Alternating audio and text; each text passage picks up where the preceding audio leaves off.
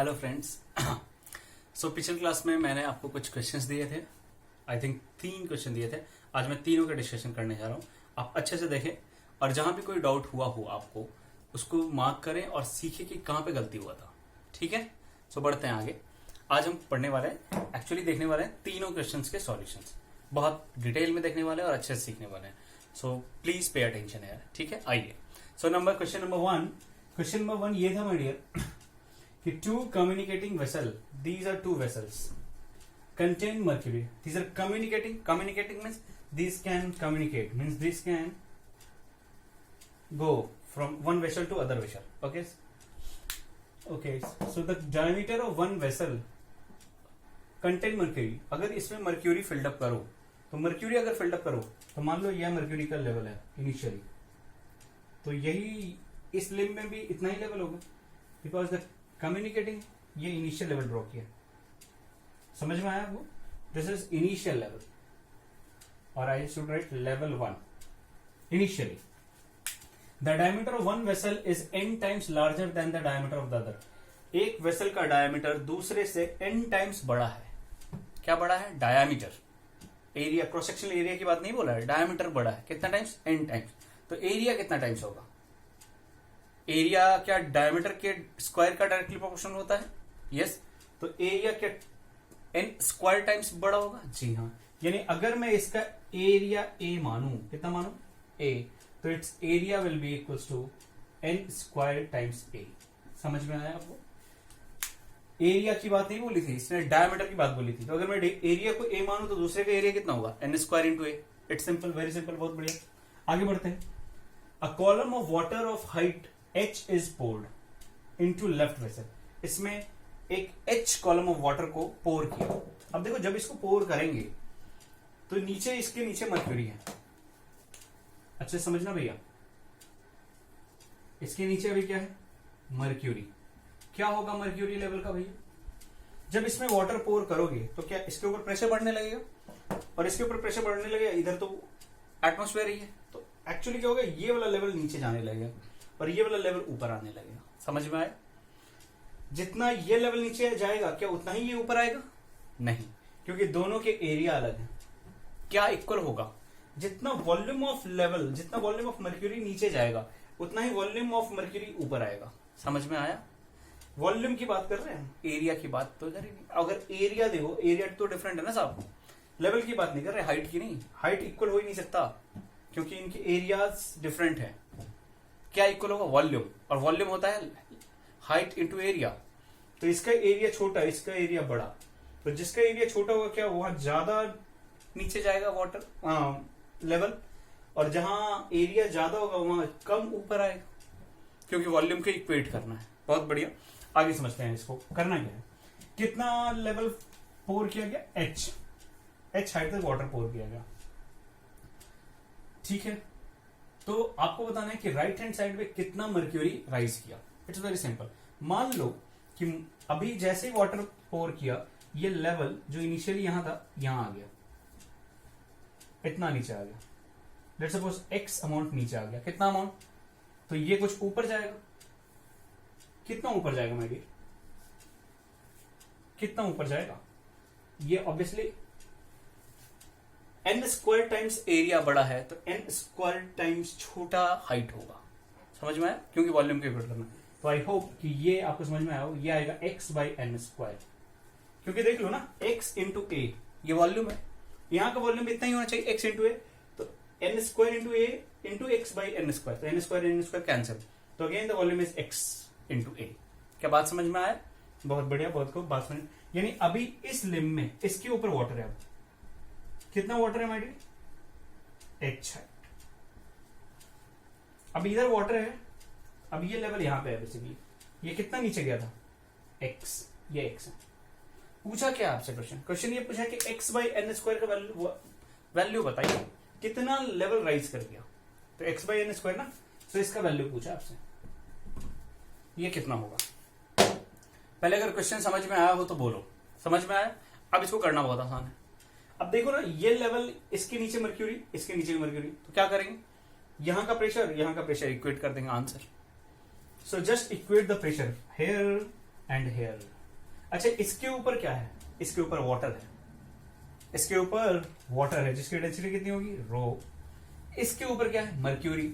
Mercury की density नहीं given है, मर्क्यूरी की रिलेटिव डेंसिटी गिवन है। तो रिलेटिव डेंसिटी इनटू वाटर की डेंसिटी क्या डेंसिटी ऑफ दैट मटेरियल देता है? जी हाँ। तो यहां पे आपको मिल जाएगा डेंसिटी ऑफ मर्क्यूरी, और वो कितना होगा?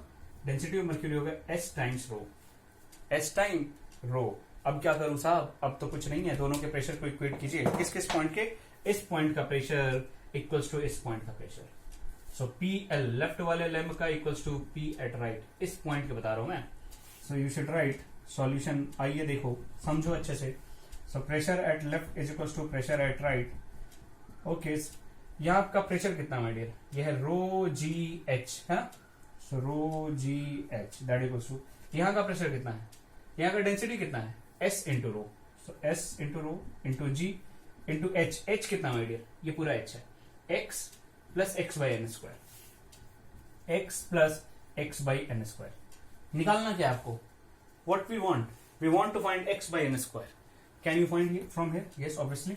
देखिए भैया, रो यहां भी, रो यहां भी, रोना बंद करो, जी यहां भी, जी यहां भी। Okay, so H is equals to S into, ऐसा करते हैं एक्स कॉमन कर लेते हैं, एक्स यहां भी एक्स यहां, तो एक्स कॉमन जैसे किया तो यहां पे 1 plus 1 by N square.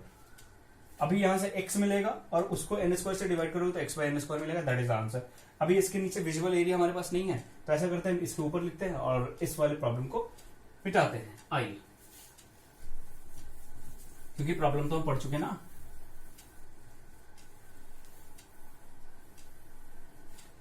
Okay, ये था पी एट आर। इसके ऊपर लिख रहा हूं भैया, देखिएगा, समझने की बात है। इसके ऊपर लिख रहा हूं। So x equals to, I would write x equals to, x को इधर ले आओ, h को इधर ले आओ, तो आएगा हमें क्या चाहिए? x इक्वल्स टू, सही है ना? जी हाँ, वेरी गुड। x को ये लगता बेटर, ये आएगा। देखो फिर से h equals to S times x into, ये इसको थोड़ा सिंप्लीफाई करो यार, ये आएगा N square plus 1 by N square. सही है।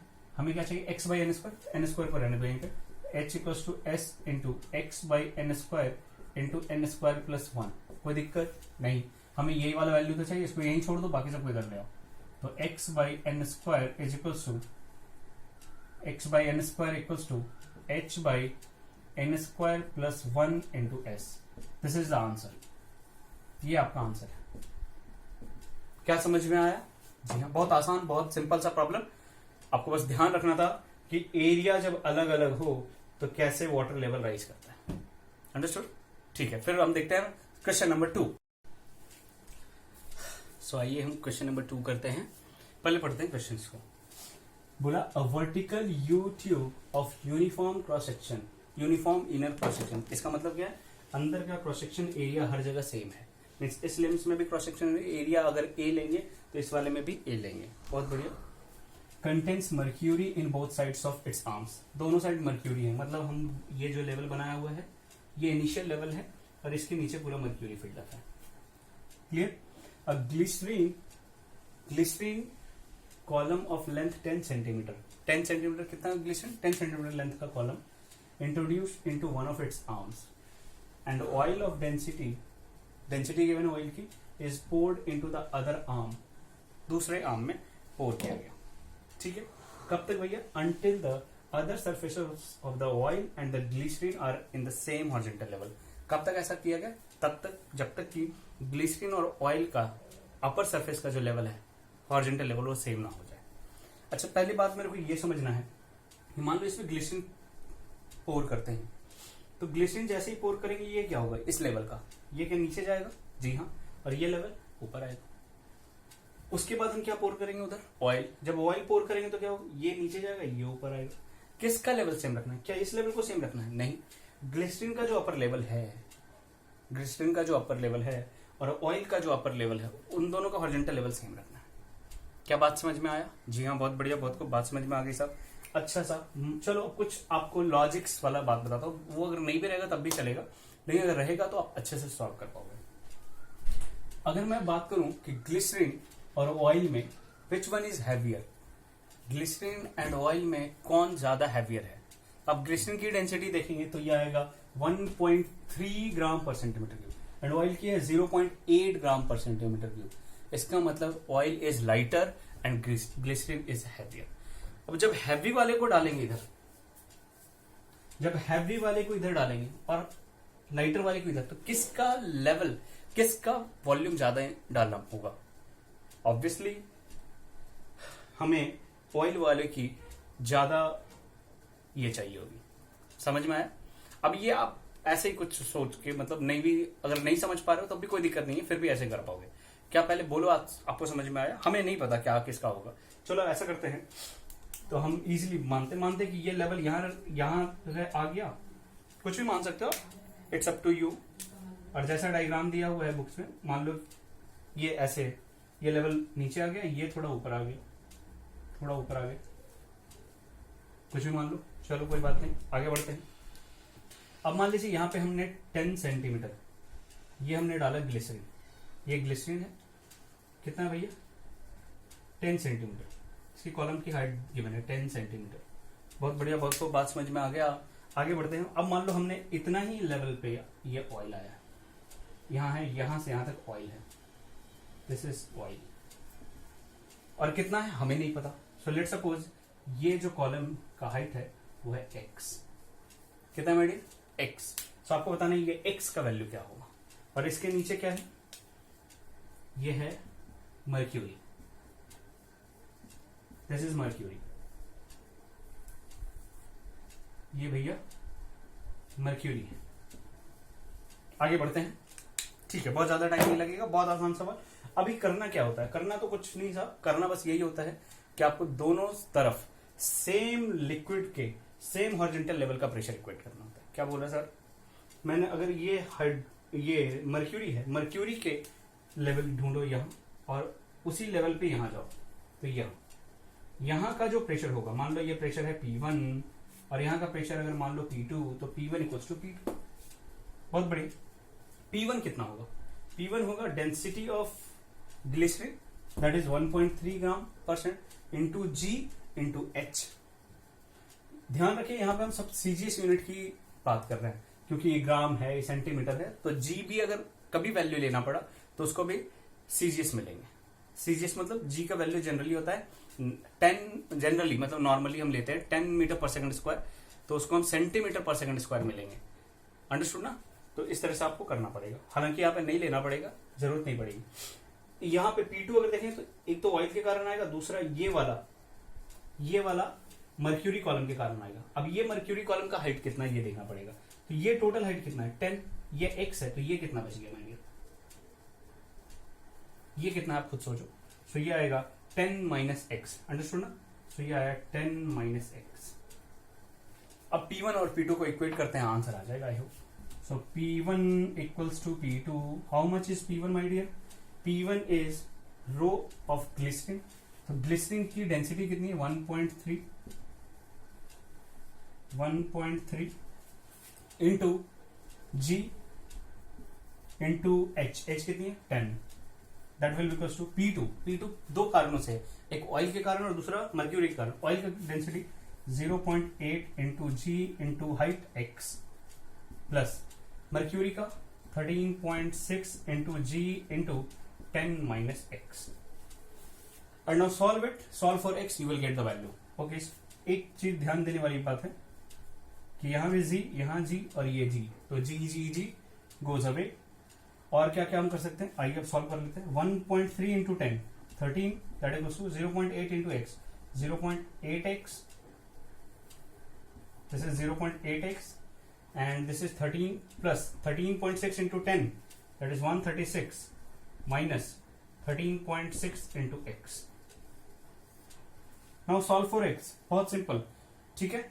ये नीचे वाला एरिया विजिबल नहीं है, मैं ऊपर लिख रहा हूं। आइए,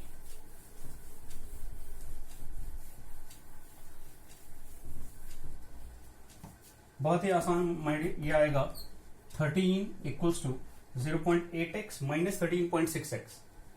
अच्छा 136 लिख लो, 136 माइनस 13.6x प्लस 0.8x कितना होगा? ये हो पाएगा 12.8x। सही किया हमने? जी हाँ।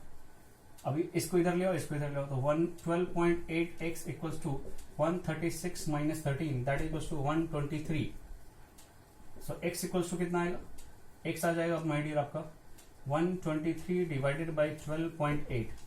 इसको सॉल्व करिए, सिंपल, ये अप्रोक्सीमेटली आ जाएगा आपके पास, आई होप जो भी है 12.8 अपॉन ये आएगा आई थिंक 9.606, इसके आसपास का वैल्यू आएगा, that much of centimetre. This is the answer, जो भी आंसर हो आप टिक करना, ठीक है। फिर हम देखते हैं तीसरा question.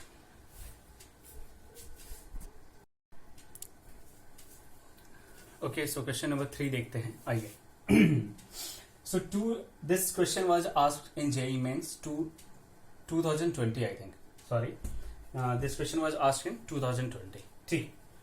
So two liquid columns of same height, 5 meter, and densities rho and 2 rho. एक की डेंसिटी रो है, दूसरे की 2 rho, are filled in a container of uniform cross sectional area. Uniform cross sectional area वाले container में filled किया हुआ है, बहुत बड़े। The ratio force exerted by the liquid on the upper half of the wall to the lower half of the wall. यानी आपसे पूछा है रेशियो, किसका रेशियो, वॉल पे लगने वाले फ्लूइड के कारण, हाइड्रोस्टैटिक फोर्सेस के कारण upper half to that of lower half पे कितना फोर्सेस लगेंगे, इनका रेशियो पूछा है। सबसे पहली बात, क्वेश्चन में एक कुछ जैसे ही आपको फिगर हो, फिगर को भी बहुत प्यार से देखना होता है। यहाँ पे इन्होंने लिख रखा है P not equal to 0, that means atmospheric pressure आपको 0 कंसिडर करके चलना है, बहुत बढ़िया। दूसरी बात हम आपको सिखाते हैं, एक चीज, इसमें 2 लिक्विड फील्ड है, रो एंड 2 रो वाली डेंसिटी की। अब किसको रो लोगे, किसको 2 रो लोगे, which one is rho and which one is 2 rho, ये आपको अपने दिमाग से सोचना है। पहली बात, which one is heavier, rho और 2 rho, 2 rho. So heavier one will settle down, और वो ऊपर रहेगा, किधर रहेगा, वो हमेशा नीचे रहेगा। So this one is of density 2 रो। अगर इतना आप सोच पाते हो तो आप बहुत अच्छा समझ पा रहे हो। And this one is of density rho, बहुत बढ़िया। अब इस पे लगने वाले हमें प्रेशर अगर पता हो तो आसानी से निकाला जा सकता है। अच्छा मेरे को बताओ यहाँ पे प्रेशर कितना होगा, अगर मैं इस पॉइंट पे प्रेशर बोलूं P1, तो P1 is how much, 0, simple. यहाँ पे प्रेशर कितना होगा, यहाँ पे प्रेशर कितना होगा माय डियर, यहाँ पे प्रेशर होगा P2, और P2 को कितना लिखोगे, क्या rho G H, so rho G H how much is H, 5। So P2 equals to, क्या मैं लिख सकता हूँ, rho G into 5, that equals to 5 rho G, बहुत बढ़िया। अच्छा ये P2 आ गया, ये 0, ये P2। प्रेशर डायग्राम कैसा होगा, उसका शेप कैसा होगा, ट्रायंगुलर, तो pressure diagram will look like this, कुछ ऐसा दिखेगा प्रेशर डायग्राम। चलो आपको प्रेशर डायग्राम भी बनाते दिखाते चलता हूं, आगे बढ़ते हैं। यहां पे तो P2, यहां पे कितना प्रेशर होगा, P3, कितना होगा मेरे P3, ओके। सो P3 होगा कितना, देखो P3 का जो प्रेशर होगा, एक तो इसके कारण भी प्रेशर आएगा, इस फ्लूइड के कारण, और इस फ्लूइड के कारण आएगा। तो इस फ्लूइड के कारण कितना आएगा, इस फ्लूइड के कारण तो 5 रो जी, इस फ्लूइड के कारण, इस अपने वाले फ्लूइड के कारण कितना आएगा, अपने वाले फ्लूइड के कारण आएगा 2 रो जी इंटू 5। नहीं आया, समझना, इस पॉइंट, इस वाले तली पे प्रेशर कितना आएगा, हर पॉइंट पे सेम होगा। तो यहाँ पे अगर प्रेशर निकालना हो तो इसके कारण प्रेशर प्लस इसके कारण प्रेशर, इसके कारण प्रेशर कितना है, इसके कारण प्रेशर आएगा 5 रो जी, इसके कारण कितना आएगा 2 rho into G into 5, that is 10 rho G. समझ में आया आपको, इसके कारण प्रेशर आएगा 5 रो जी, इसके कारण प्रेशर आएगा 10 रो जी, तो टोटल P3 कितना होगा 15 रो जी। मैं यहां पे लिख रहा हूं P3 इक्वल्स टू, P3 कितना होगा, मैं यहां लिख देता हूं, देखो P3 will be equals to rho G into 5 plus इसके कारण आ गया ये, प्लस इसके कारण plus rho, sorry 2 rho G into 5। अब ये देखो ये आया 5 रो जी प्लस 10 रो जी, 2 इंटू 5 10 रो जी, तो 5 प्लस 10 कितना है मेरी 15 रो जी। तो यहां पे प्रेशर आएगा 15 rho G, I should use blue marker, अच्छा है। सो P3 आएगा माय डियर 15 रो जी, ऐसा कुछ। क्या बात समझ में आया आपको, जी हाँ, वेरी गुड, बहुत बढ़िया, बहुत बात समझ में आ गई सर। अच्छा यानी 15 रो जी होगा यहाँ पे प्रेशर। डायग्राम कैसा आएगा, देखो यहाँ तो प्रेशर रहेगा, यहाँ भी आएगा 15 रो जी, तो ये कुछ इस तरह से आएगा ट्रेपेजियम, लेकिन इसी के सापेक्ष नहीं बनेगा ये, ऐसे ये लीनियर नहीं है, देखो अलग लाइंस बनाए हैं, स्लोप सेम नहीं रहेगा। तो ये प्रेशर डायग्राम ऐसा P3 का, इंक्रीज होगा ना प्रेशर। समझ में आया? जी हाँ, बहुत बढ़िया, बहुत खूब। दो अलग अलग स्लोप के लाइंस बन गए मेरे पास। ठीक है, अब पूछा क्या इन्होंने, पूछा है कि इस वॉल पे लगने वाले फोर्सेस का रेशियो बताइए। अच्छा, वॉल पे कितना फोर्स लग रहा है उसको देखते हैं, आओ समझ में आ जाएगा। ठीक है भैया, बहुत बढ़िया, बहुत खूब। अच्छा, इस वॉल पे फोर्सेस कितना लगेगा? फोर्स इक्वल्स टू होता है average pressure into area, average pressure into area. अब एरिया जो भी होगा इसका, अंडर डेप्थ मान लो डी है, तो ये 5 into D is the area. Under depth कितना मैं मान लेता हूं? डी, क्योंकि इसका एरिया और इसका एरिया लगभग सेम सेम है ना, क्योंकि हाइट भी सेम है, यूनिफॉर्म क्रॉस सेक्शन है, तो एरिया कैंसिल होना ही है। So don't worry about that. So average pressure के ऊपर बात करते हैं। मान लो इस पे जो फोर्स लग रहा है इस वाले वॉल पे, वो लग रहा है F1। कितना लग रहा है? इस पे मैं मान लेता हूँ F1 लग रहा है। और इस पे कितना लग रहा है माइडी? इस पे मान लो F2 लग रहा है, मान लिया। यहाँ F1 लग रहा है, यहाँ F2 लग रहा है इस वाले वॉल पे। तो हमें चाहिए basically F1 by F2, and F1 होता है my dear average pressure on that wall. Average pressure कितना होगा? So P1 plus P2 by 2 into area divided by F2 के लिए एवरेज प्रेशर कितना होगा? P2 plus P3, yes, P2 plus P3 by 2 into area. क्या area same है? जी हाँ सेम है। अगर एरिया सेम है तो आप इनको कैंसिल कर सकते हो, और इनको कैंसिल कर दो तो you will get P1 plus P2, 0 plus ये 5 रो जी बाई 2, तो 2 2 तो गए, बहुत बढ़िया। सो ये आएगा 5 रो जी, एंड नीचे आएगा my dear 5 plus 15, that is 20 rho G. तो rho G and rho G goes away, 5 by 20 ये 4। सो आपका आंसर आएगा 1/4। 1/4 is the answer, and this is the solution of this question. Did you get it? ठीक है, thank you.